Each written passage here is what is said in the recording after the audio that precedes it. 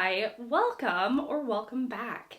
Today I am going to be talking about weird books for weird people. As one of my colleagues like to say, let your freak flag fly, and I am definitely doing that today, talking about my favorite weird books. Yes. Okay, if you're new to my channel, then hello, I'm Shelly. I'm usually not this casual, but I figured since we're talking about weird books, I am also going to transform myself, which is sort of weird, throughout this video. Right now, I am in the clothes that I slept in, and I'm going to be changing into an outfit for which I would not be embarrassed to wear in public. Although, I think more people are going to see this on the internet than the people, like, if I were to go to the grocery store. So maybe this is kind of public, you know, wearing pajamas on camera now. We're not going to think too deeply about it. If you're liking the vibe, I would encourage you to subscribe, stick around, and without any further rambling on, let's go ahead and get into the meat of this video. One genre of weird books definitely stems from the unhinged woman trend that has been going on for several years. And I really enjoy unhinged women books. Now, there are specific types of this kind of book. Some of it, and it depends on where you meet the woman in her journey. So some of the unhinged woman books, you actually watch her become unhinged because of how she's been treated or a shift in her life, often how she's been treated by men. And the shift in her life is often that of being a new mother, like the pressures and expectations of being a mother, and when you're a brand new mother and that shift comes and there's sleep deprivation. So it seems like those are kind of the two, or like academia. Like academia is another one where it's a little like the pressures of being a student and fitting in with a group, almost like Mean Girl vibes, like that kind of thing. So not necessarily academia in general, but almost like I wonder if unhinged women, wow, mid-thought, I wonder if unhinged women kind of came from the new wave of unhinged women books have come a little bit from the television show, the movie Mean Girls, because in a lot of ways you see this young woman want to fit in, and as she's trying to do so, and in some ways failing at that, she like kind of goes off the rails and ends up becoming the thing that she was at first trying to avoid, which is being a mean girl. Okay, but we're not talking necessarily about that. But we are talking about a woman who has had a seismic shift in her life for one reason or another, and really goes completely off the rails. And it really has to be, to me, a true unhinged woman book really has to go off the rails, cuckoo's bananas crazy, like wild, needs to be like truly unbelievable in order for it to work, and it has to feel very intentional. And so the most recent book I read was Once There Were Wolves by Charlotte McConaughey. And this is about twins. There is a murder mystery involved. And there are two twins. One of them is sort of like a selective mute for reasons that she doesn't really talk about. Well, you'll find out later. She doesn't express herself in what we would think as normal. And the other twin, Inti, is a researcher, and she has just some really bad experiences with particularly men, and things go off the chain, off the rails at the end of this. Another unhinged woman book in that same vein is Boy Parts by Eliza Clark. And this is, again, this is such a weird book. I don't know why I keep it. It was one of those books that made me feel kind of icky that I read it at the end, and yet I still keep it in my collection. But the main character, it's like Ivana? Is that right? Irina. I was close. Irina, who's a photographer, and she essentially like seeks revenge. She like, it's very like Black Widow-y, like lures men into her photography lair, like, and then things truly go off the rails, unhinged. Like, it's a very weird, odd provocative story. And again, she has certain pressures on her and a certain background that has led her to the life that she has now. Definitely like a reclaiming of who she is after so much has been taken from her. I would say that's definitely true for Irina and for Inti in Once There Were Wolves. And then we also have Bunny by Mona Awad, which again is like, it has more of that like Mean Girls vibe to it. She's trying to fit in and things aren't going well. And there is kind of like a rejection of societal rules. And also this thing just goes off the chain, off the rails, like wildness happens. But again, it's sort of the rejection of societal norms that starts to really bubble up under the character's, skin, and things kind of go wild from there. And then in terms of like that early motherhood, things going wild, crazy, cuckoos, bananas, and that's also very unhinged women that are weird, is Night Bee by Rachel Yoder. I don't want to say the actual title name on my channel. And they're actually making a movie of that, and it's a woman who devolves into becoming a dog-like creature, hence the title, and really has that kind of savagery, but it stems from the pressures of being a new mother. And also Chouchette, which I forget who that's by, but a lot of that, the unhingedness stems from new motherhood and all of that. So those are kind of like my unhinged. Do you have unhinged women books? Those are my first like weird book categories. And then now I'm gonna start, not looking like I rolled out of bed, and go on to my next category. All right, I'm holding on to my cozy pants as long as possible. My next category is classics, and one classic will actually lead into a brand new release, a release that was released last year. So in terms of just weird reading experiences, if you've never read a book entirely written in stream of consciousness style, it is a strange and fascinating experience. And there is none other to really give you that true stream, moment by moment, in real time feeling where you're inside the head of a character. And actually, it's a very cinematic book as well. But it is a strange, unforgettable reading experience. It's strange to the point where every time I read Stream of Consciousness, there's always a moment, at least when I've read Marcel Proust and when I've read this other book that I'm going to talk about, I literally jumped because of something that happened, because you're so steeped in this moment by moment feelings and thoughts of the character. And it's like you are the character, that when something happens and the character is jolted, it's like you also are jolted out of that moment and into this other thing that happened.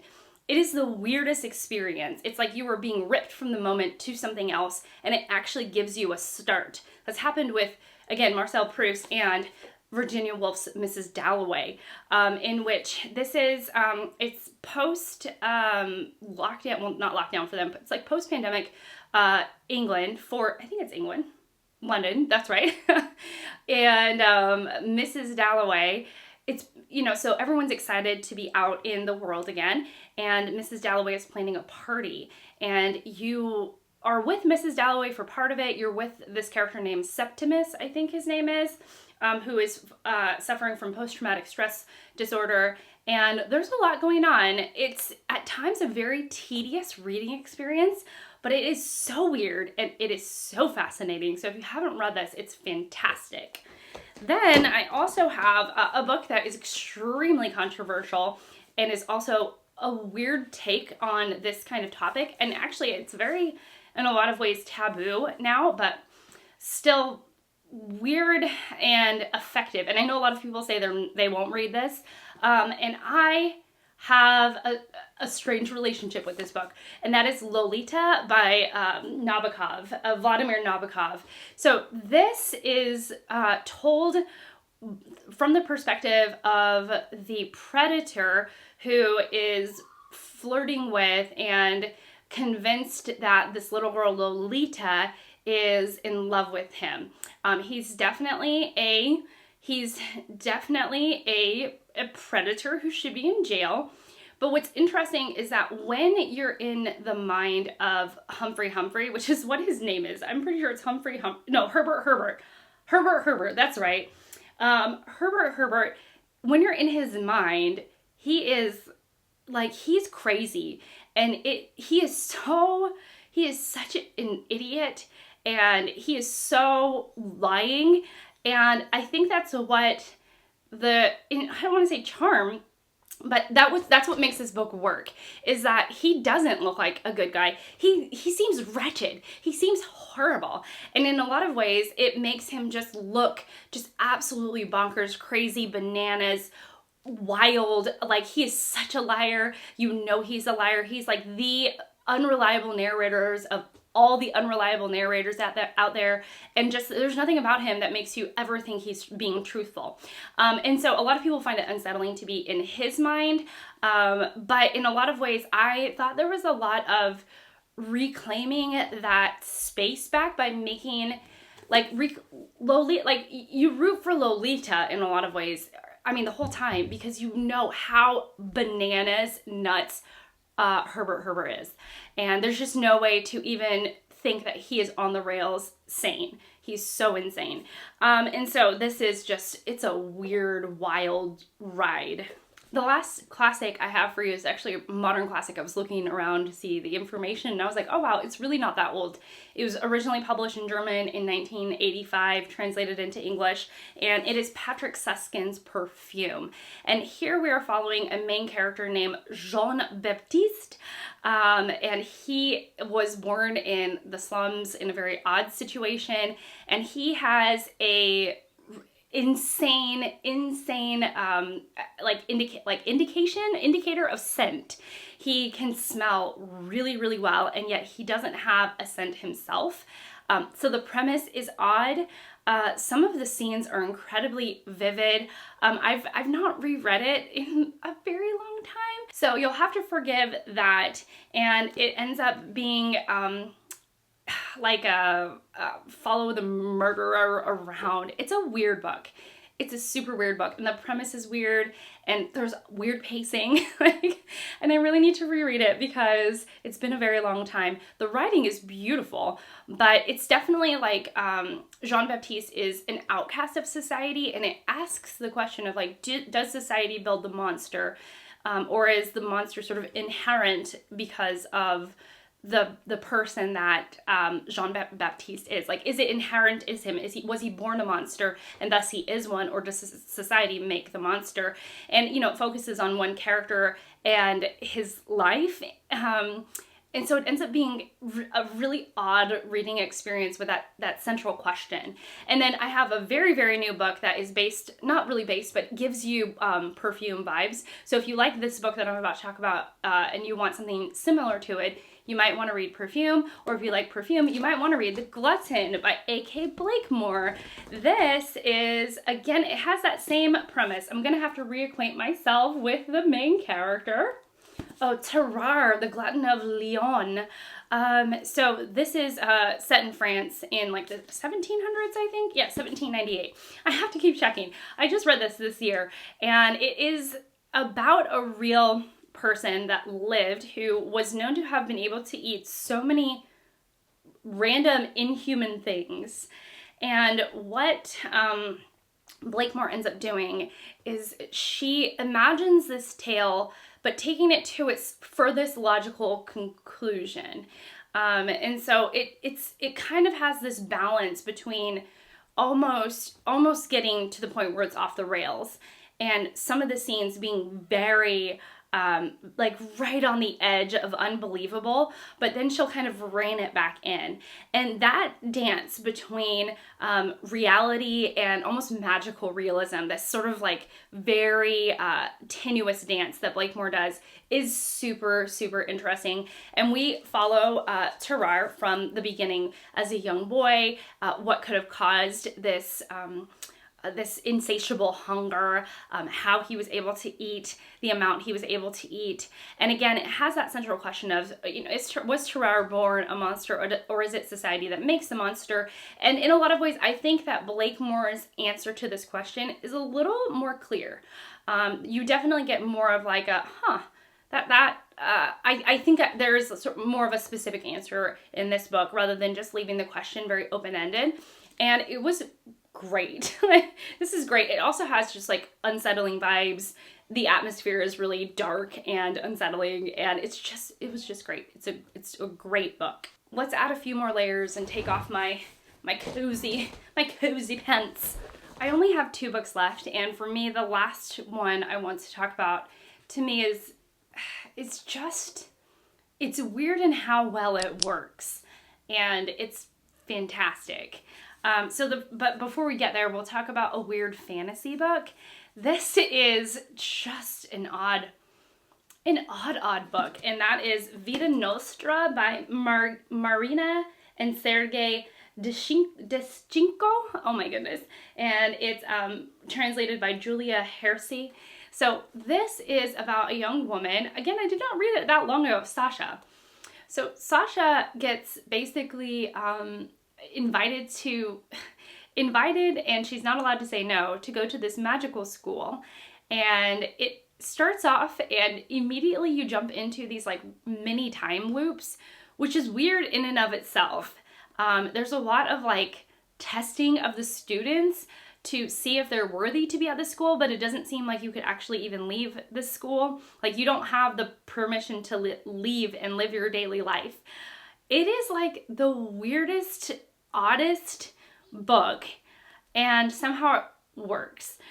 So if you're a fantasy fan, or you like eventually, like you kind of like dipping your toe into fantasy that is a little bit off the beaten path, like you would love a scenario that is just a bizarro world, where it takes a while for things to make sense, but everything does come clear after a while. And you're wondering, like, is this school truly evil? Is it actually a magic school? Is Sasha, our main character, just like being enveloped into this world that is like dangerous and evil for her? Does she actually have the choice to stay? And then also like her experiences at the school. It is just the most subversive and odd take on a magical school that I have ever read. And it was the weirdness that kept me sucked in, and that kept me reading. And so it just worked really well. And I am so glad that I read it. Now, the final book is actually going to be The Last Samurai by Helen DeWitt. So in this, we have our main character, Ludo, and his mother, which is Sibylla. That's right. So Ludo is this little kid. We meet him when he's a teeny tiny little kid, and he is a true prodigy. He's a genius with language and math. His brain, like, talk about big-brained kid.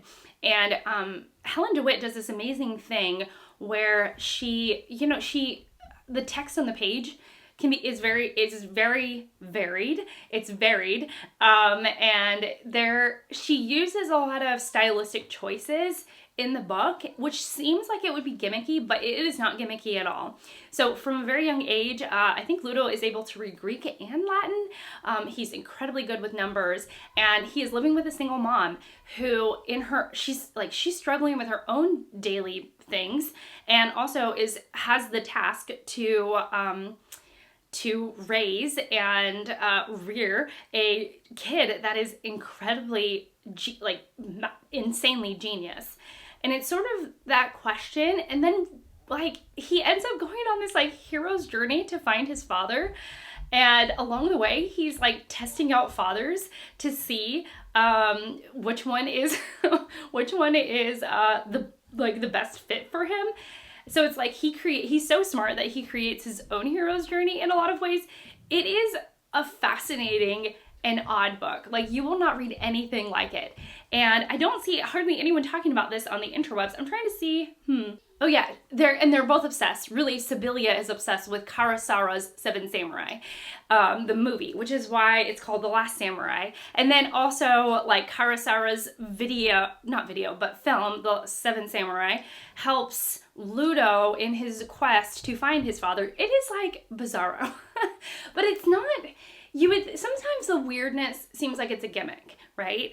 Sometimes it feels like there's like this layer of trickery that the author is trying to pull the wool over the eyes of the reader, or that the author is just trying to make it bizarre just to make it bizarre.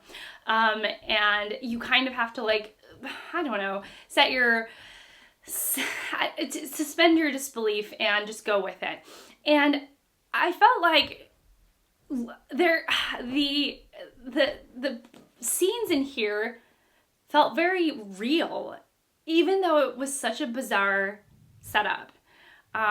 It felt very real, and some of the experiences are like, they're not outside of the realm of our reality. Like, something like that could actually have happened, and it might have happened, especially considering that Ludo's a genius and he's living with his mother, and his mother has a set of standards that she places upon Ludo and their relationship. And anyhow, my camera stopped recording. When it comes together, it actually works really, really well.